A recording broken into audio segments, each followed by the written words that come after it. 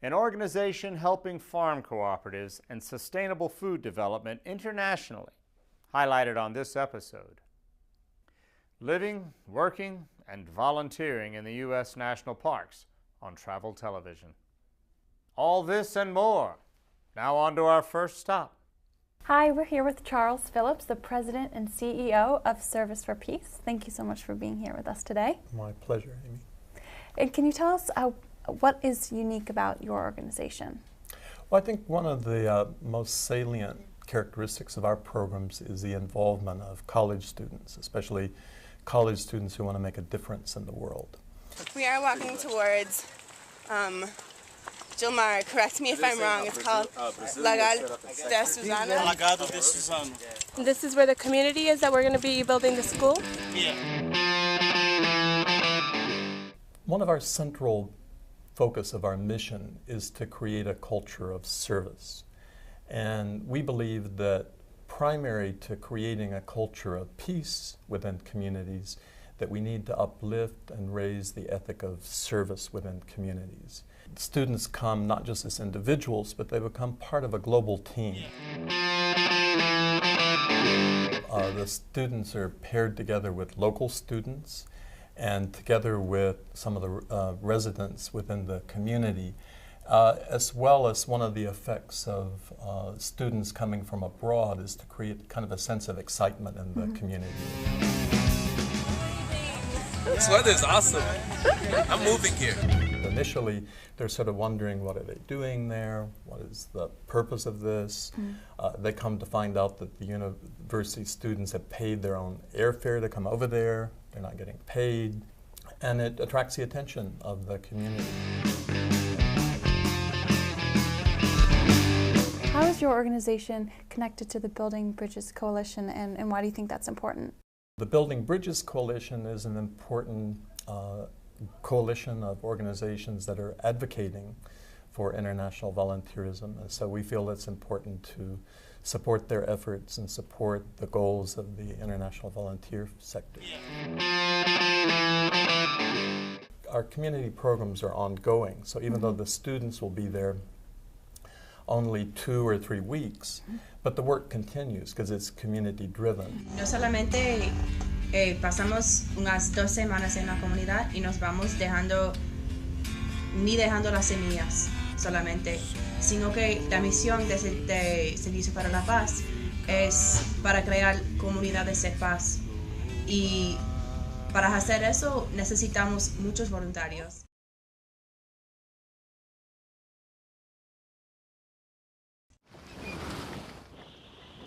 We organized the Cruise for Haiti on Twitter, of all places. I sent out a tweet and said, who wants to put together a fundraiser? 2 people stepped up, and from that we were able to create an amazing experience. The Cruise for Haiti raised over $5,500 in cash donations for 2 charities, which are Airline Ambassadors and For Haiti with Love. We also raised over $25,000 of in-kind donations for those 2 organizations. We traveled on Royal Caribbean's Liberty of the Seas. Royal Caribbean was very generous in helping us transport 6 pallets of aid to Haiti to benefit For Haiti with Love's orphanage and medical clinic. We spent our sea days sorting through hundreds of pounds of donations that we all brought on board and making sure that each child got an individualized holiday gift bag and numerous personalized holiday gift cards. The volunteers spent most of their time working on our projects. We spent a little bit of time enjoying the amenities on the ship. In all, it was a fantastic experience, one that we would love to do again in this pioneering voluntourism market called volun cruising.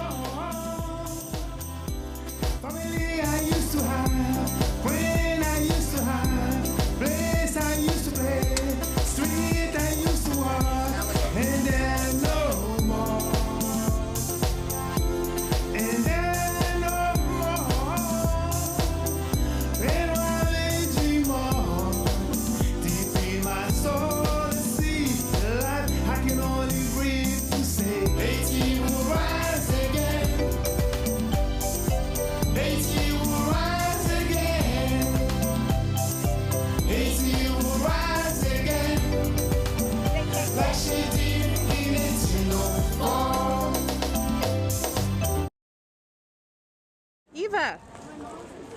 Very. So this box right here, this is one of our 6 or 7 pallets that are coming to your organization, right? That's right. So you were excited to get it, right? Oh, yes, and there's cholera medicine on the others. Cruising, when you do that, creates a huge ripple effect in the island because it changes the nature of cruising from a thing that takes to a thing that gives back, and that's substantial. Volunteer cruising shows that cruise passengers really want to help, and they really do want to make a difference in that island and port of call. Go to the orphanages and give back to the people.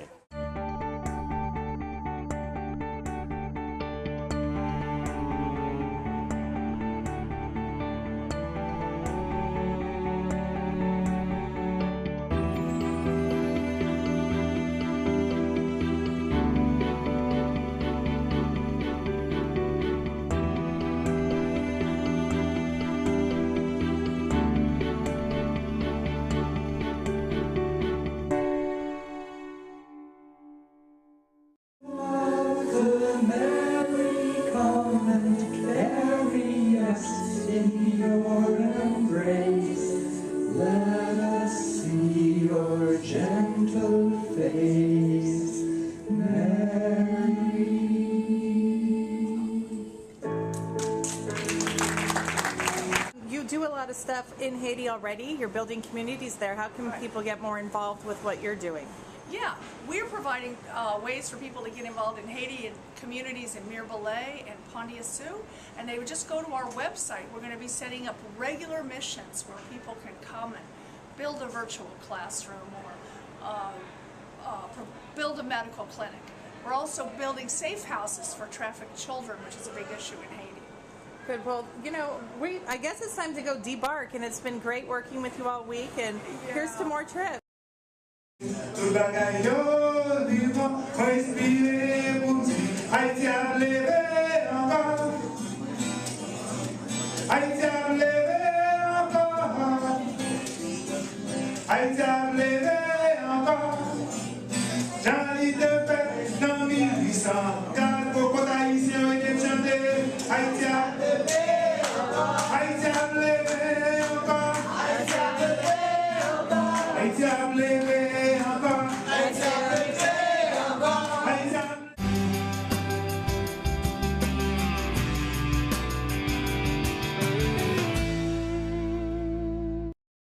Sheryl Kayne is a writer, adventurer, and educator. She has written several books on volunteering, including the latest, Volunteer Vacations Across America. The book includes over 200 affordable trips throughout the United States, from free opportunities to internships, stipends, and volunteerism packages. Having traveled to almost every state, this guide chronicles a long list of volunteer activities. TravelTelevision recently spoke with Sheryl, and now she shares some of her favorite trips. It's really exciting when you go to a new place and you connect, when you have a specific job or volunteer position or a goal in mind. You become part of the community and you really connect with the locals and you learn to do things the way they do.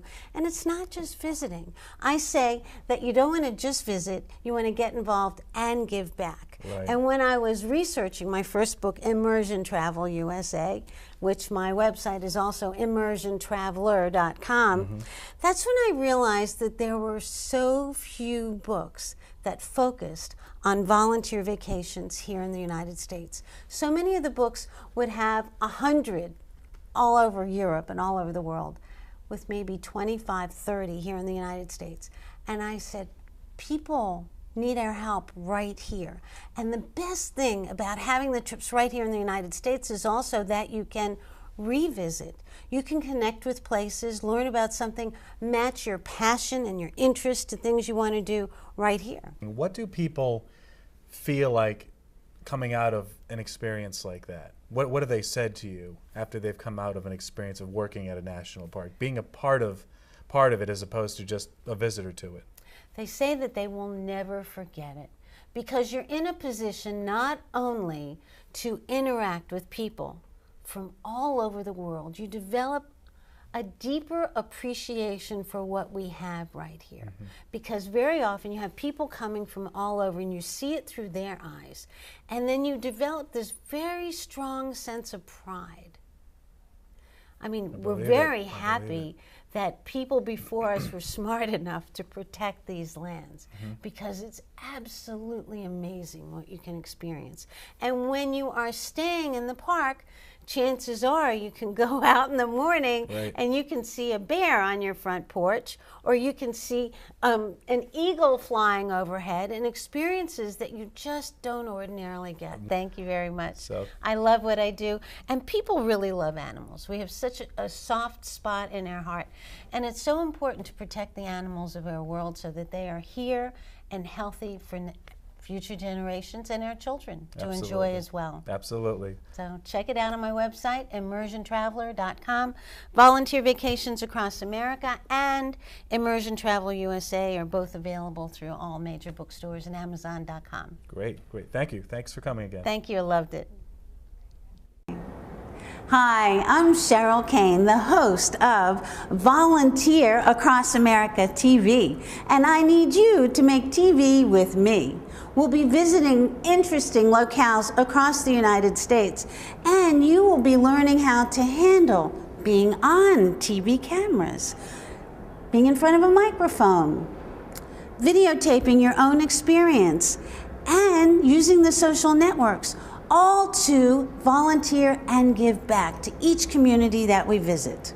Check it out on my website, volunteeracrossamericatv.com, and let's give back to one community at a time. I'm Sheryl Kayne. Hi.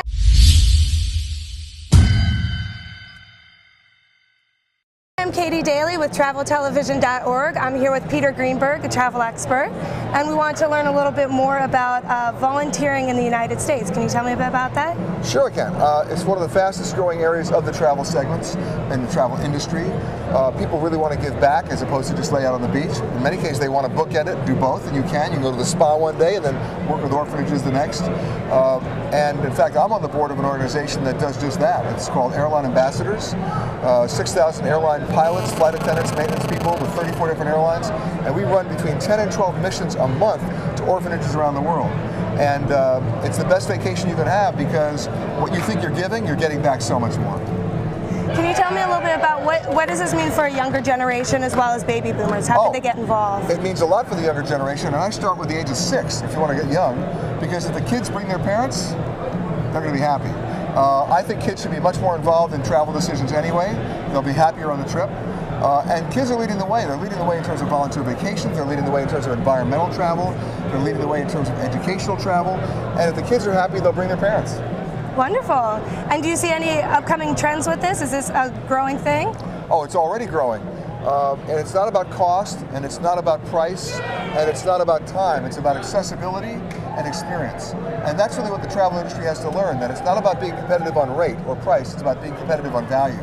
And there's nothing more valuable to me than a volunteer vacation. With over 93 projects in 42 countries, ACDI VOCA is one of the oldest and largest international development organizations fostering broad-based economic growth and wise stewardship of food and agriculture. The Agricultural Cooperation Development International, ACDI, was formed in 1963 by major U.S. farm co-ops with a goal to provide expertise and support to cooperative enterprises in developing countries. Volunteers and Overseas Cooperative Assistance, VOCA, was established in 1970 to provide volunteer assistance to developing countries. The VOCA was the first to implement the U.S. aid-funded farmer-to-farmer program in 1985. In 1997, VOCA and ACDI merged to form ACDI VOCA.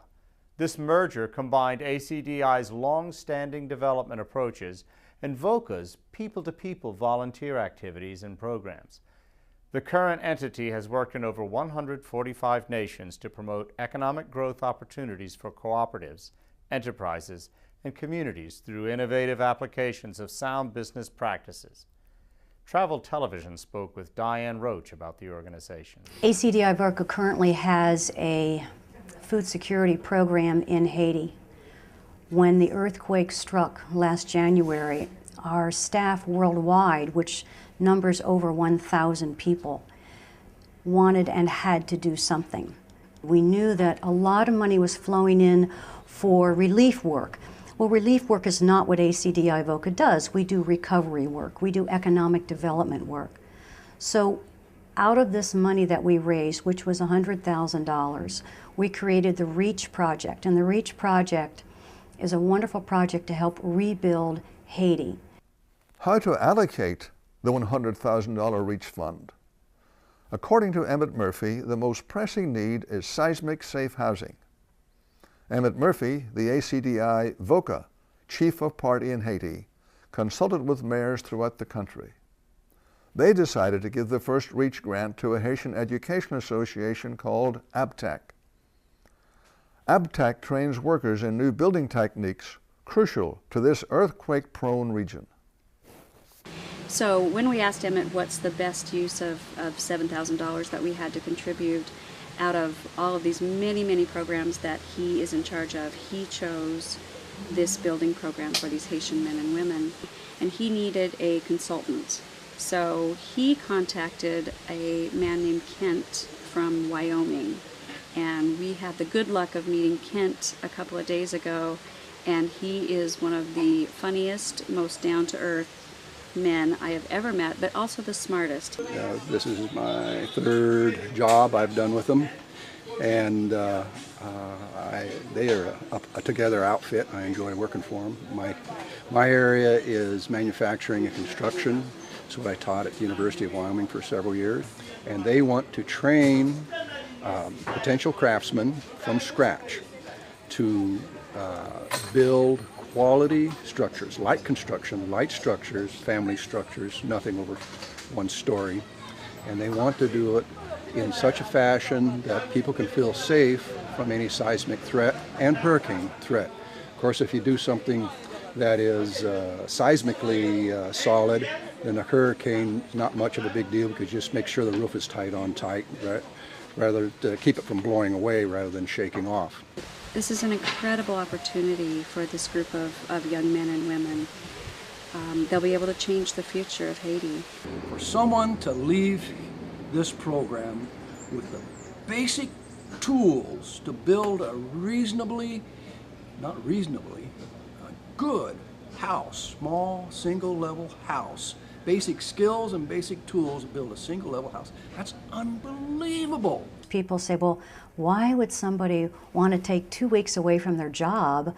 Or if they're retired now and they're relaxing, why would they want to go off to challenging conditions in the developing world and volunteer for you? Well, for the thought of what I'm doing here, it's not so much the food. I don't think at that level. I think at the level is a damn building won't fall on some kid.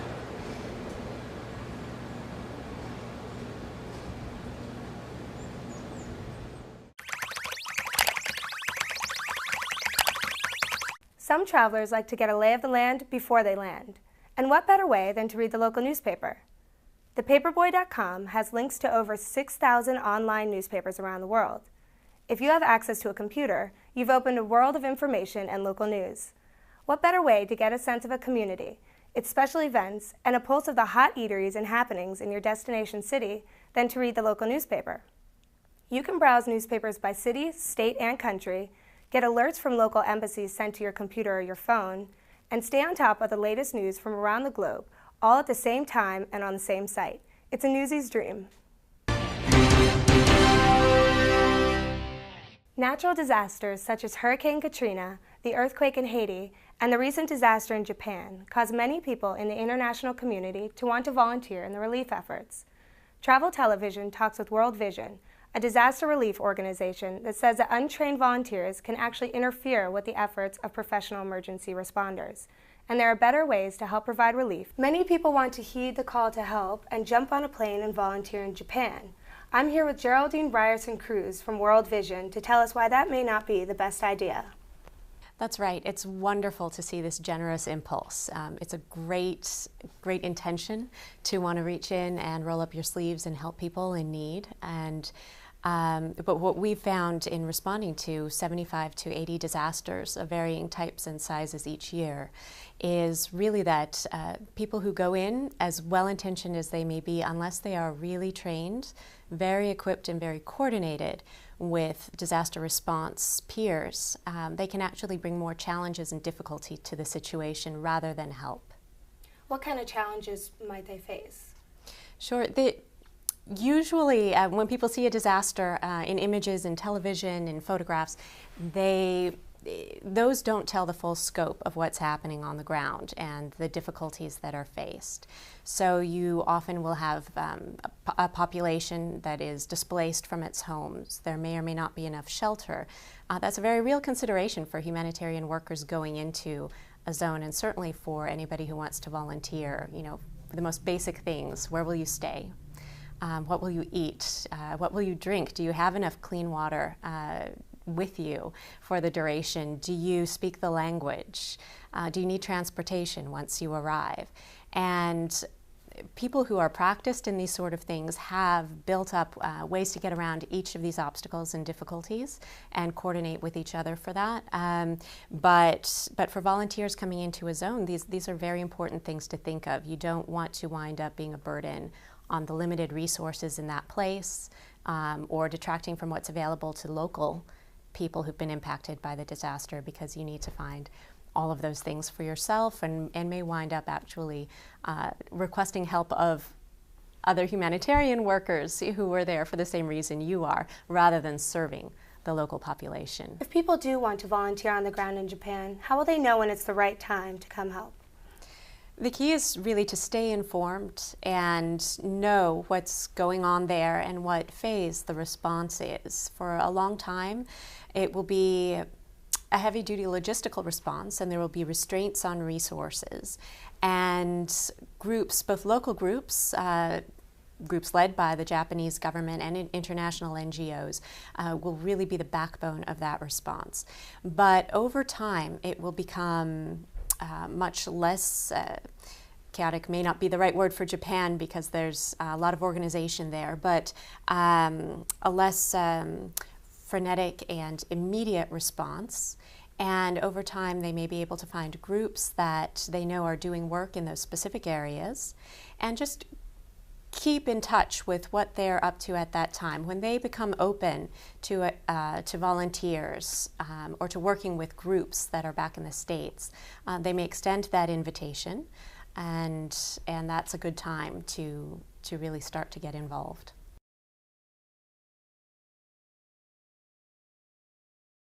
Hello, I'm Carlos Palmer, and welcome to Style Tour. I'm here with artist Terry Thompson, and we are in his studio working on the video project called Fantastic. Fantastic is a music video effort created by many artists of all disciplines. We have videography, we have fashion, and we have visual art, modeling. We have a variety of different artists that have all come together to work together on one project in order to benefit Chase Brexton Health Services. Over the past few months, one of our travel television field correspondents and host of Style Tour has been working on a volunteer project in Baltimore that is striving to unify the community and bring together volunteers from all over Maryland. Their goal?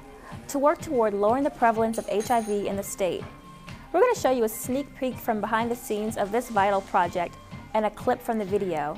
You can see more of this project with music video producers Turner Apple 2001 Productions, and hear the entire music track produced by Carlos Palmer, Terry Thompson, DJ Spin, and vocals by Sheila Ford by following Fantastic on, and see how the spirit of volunteering is in action in the world of art. And you can carry the backpack, use the backpack in the seat. You get paid for bringing your own prop. Yeah, everything's good. I know it's not perfectly on your head. If we have to flip. But, yeah. It's not that it's heavy. It's just the shears of one.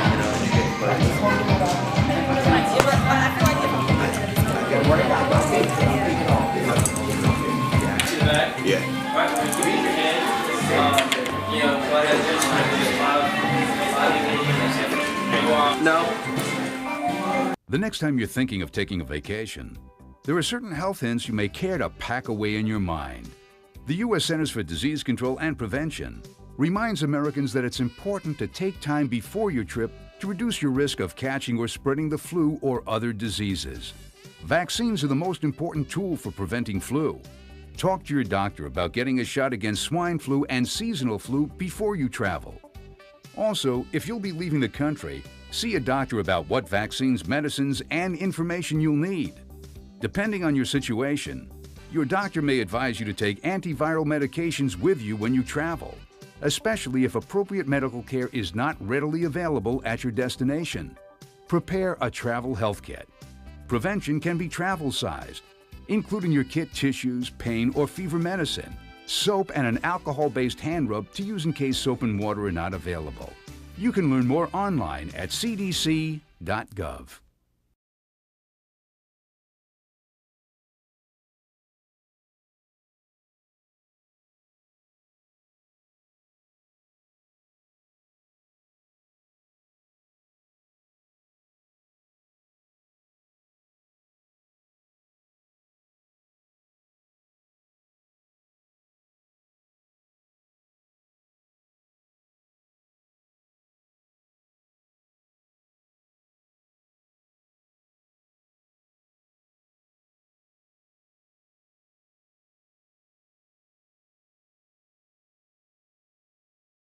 House with a Heart is a nonprofit senior dog sanctuary in Laytonsville, Maryland. We are dedicated to providing a loving end-of-life experience to senior dogs and cats. How can you help us? You can help us by volunteering, by supporting us with your donations, and also by using us to board your pets or for doggy daycare. We use the funds that we earn from boarding and doggy daycare to support the sanctuary.